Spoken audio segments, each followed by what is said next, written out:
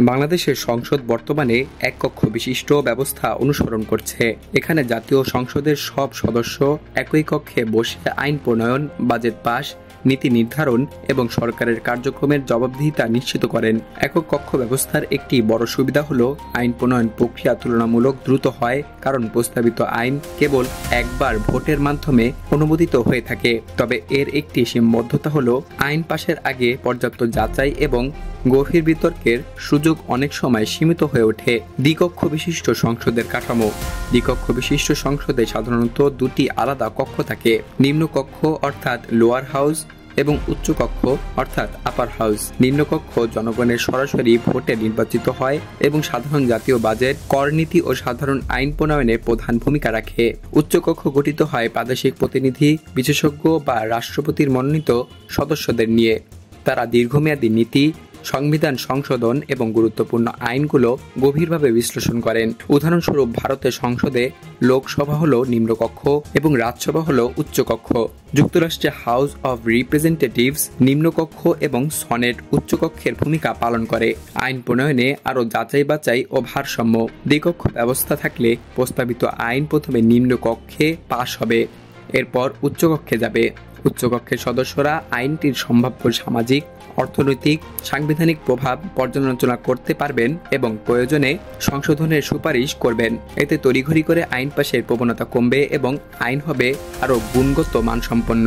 উদাহরণ হিসেবে বলা যায়, যুক্তরাজ্যে হাউস অফ কমন্সে আইন পাশ হওয়ার পর হাউস অফ লর্ডসে পাঠানো হয়, যেখানে অভিজ্ঞ সদস্যরা তা বিস্তারিতভাবে পর্যালোচনা করে থাকেন। আঞ্চলিক এবং সংখ্যালঘু প্রতিনিধিত্ব বৃদ্ধি। উচ্চকক্ষ থাকলে দেশের প্রত্যন্ত অঞ্চল, ক্ষুদ্র নৃগোষ্ঠী অথবা প্রান্তিক জনগোষ্ঠীর প্রতিনিধিত্ব আরও দৃঢ়ভাবে নিশ্চিত করা সম্ভব হবে, কারণ নিম্নকক্ষে বড় রাজনৈতিক দলগুলোই সাধারণত আধিপত্য বিস্তার করে থাকে, কিন্তু উচ্চকক্ষে প্রাদেশিক কোটার মাধ্যমে এমন ব্যক্তিরা সুযোগ পাবেন যাদের সাধারণ নির্বাচনে জেতা কঠিন হলেও তারা জাতীয় স্বার্থে গুরুত্বপূর্ণ অবদান রাখতে সক্ষম। উদাহরণস্বরূপ, ভারতের রাজ্যসভায় প্রতিটি রাজ্যের প্রতিনিধিত্ব নিশ্চিত হওয়ায় ছোট রাজ্য এবং সংখ্যালঘুরাও জাতীয় আইন প্রণয়নে মতামত দিতে পারে। রাজনৈতিক স্থিতিশীলতা এবং ক্ষমতার ভারসাম্য। দুটি কক্ষ থাকলে সরকারের ক্ষমতার উপর একটি কার্যকর নিয়ন্ত্রণ অর্থাৎ চেক অ্যান্ড ব্যালেন্স প্রতিষ্ঠিত হবে।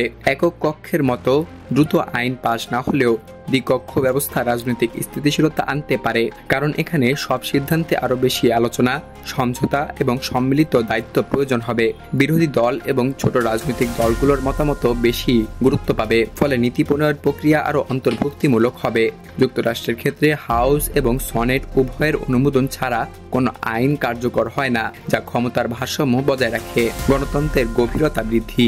দ্বিকক্ষ সংসদ গণতন্ত্রকে আরও গভীর এবং শক্তিশালী করে তুলতে পারে, কারণ এতে বিভিন্ন শ্রেণী, অঞ্চল এবং পেশাজীবী গোষ্ঠীর কণ্ঠস্বর আইন প্রণয়ন প্রক্রিয়ায় শোনা যায়। বিশেষজ্ঞদের অন্তর্ভুক্তির মাধ্যমে নীতিগত আলোচনা হবে আরও তথ্য সমৃদ্ধ এবং ভবিষ্যৎমুখী। এভাবে আইন শুধু রাজনৈতিক উদ্দেশ্য নয়, বরং জনগণের দীর্ঘমেয়াদী স্বার্থ রক্ষায় সহায়ক হবে। সম্ভাব্য চ্যালেঞ্জ এবং ব্যয় বৃদ্ধি। দ্বিকক্ষ ব্যবস্থা চালু করতে হলে নতুন অবকাঠামো তৈরি, অতিরিক্ত সংসদ সদস্য, প্রশাসনিক কর্মী এবং পরিচালন ব্যয়ের প্রয়োজন হবে। আইন প্রণয়ন প্রক্রিয়া তুলনামূলক ধীর গতিতে আগাবে, যা জরুরি পরিস্থিতিতে সিদ্ধান্ত গ্রহণে বিলম্ব ঘটাতে পারে। এছাড়াও যদি দুই কক্ষের মধ্যে রাজনৈতিক মতপার্থক্য বেশি হয়, তাহলে আইন পাশ আটকে যেতে পারে। তবে দীর্ঘমেয়াদে এটি আইনগত মানোন্নয়ন এবং জনগণের অংশগ্রহণ বাড়াতে সহায়ক হতে পারে। বাংলাদেশে দ্বিকক্ষ বিশিষ্ট সংসদ চালু হলে আইন প্রণয়নে আরও যাচাই, আঞ্চলিক প্রতিনিধিত্ব বৃদ্ধি, ক্ষমতার ভারসাম্য ও গণতন্ত্রের গভীরতা বাড়বে। যদিও এটি সময় এবং ব্যয় উভয়ই বাড়াবে, তবুও এটি দীর্ঘমেয়াদে দেশের রাজনৈতিক সংস্কৃতি উন্নত করতে পারে। আন্তর্জাতিক অভিজ্ঞতা দেখায়, যেসব দেশে দ্বিকক্ষ ব্যবস্থা রয়েছে সেখানে সাধারণত আইন প্রণয়নের মান বেশি এবং নীতি নির্ধারণ প্রক্রিয়া আরও অন্তর্ভুক্তিমূলক।